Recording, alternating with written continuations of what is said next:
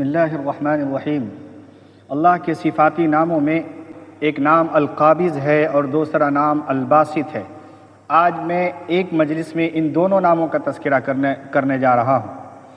القابض کے معنی ہوتے ہیں کہ وہ ذات جو مخلوق کے رزق کو جس طرح چاہے جب چاہے روک لے، اور الباسط کا ترجمہ ہوتا ہے کہ وہ ذات کہ اپنے مخلوق میں جس شخص پر چاہے انعامات اور احسانات کی بارش اور اس کو اور زیادہ پھیلا دے، فراوانی کر دے اور خوب عطا کرے۔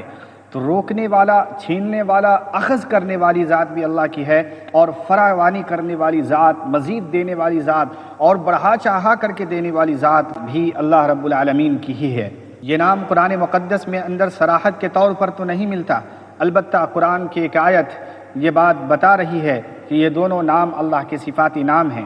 اللہ رب العالمین ارشاد فرماتے ہیں، من ذا الذی یقرض اللہ قرضا حسنا فیضاعفہ لہ اضعافا کثیرا واللہ یقبض ویبسط والیہ ترجعون، کہ اللہ رب العالمین فرماتے ہیں کہ کون ہے جو مجھے قرض حسنہ دے، لہٰذا میں اس کے مال کو اور دگنا کر دوں اور بڑھا کر کے اس کو عطا کروں۔ واللہ یقبض ویبسط، اور اللہ تعالیٰ ہی روکنے والا اور اللہ تعالیٰ ہی کشادگی پیدا کرنے والا ہے۔ وَإِلَيْهِ تُرْجَعُونَ، اور اسی کی طرف تمام لوگوں کو جانا ہے لوٹ کر کے۔ تو اس آیت سے معلوم چلا کہ اللہ رب العالمین کی ذات اتنی پاورفل ہے کہ جب وہ کسی مخلوق کو دینے پر آئے تو کوئی انسان یہ نہیں کہہ سکتا ہے کہ آپ اس انسان کو اپنی نعمت نہ دیں یا اس سے چھین لیں، لیکن جب اللہ رب العالمین کسی سے چھیننے پر آئیں تو دیگر مخلوق، پوری کائنات مل کر بھی اس شخص کا فائدہ نہیں کر سکتی۔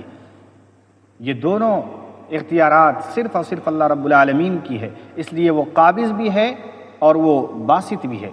اللہ رب العالمین ارشاد فرماتے ہیں، یا ایھا الذین آمنوا استعینوا بالصبر والصلاۃ، کہ اے بندو، اے ایمان والو، تم صبر کے ذریعے اور نماز کے ذریعے مجھ سے مدد چاہو۔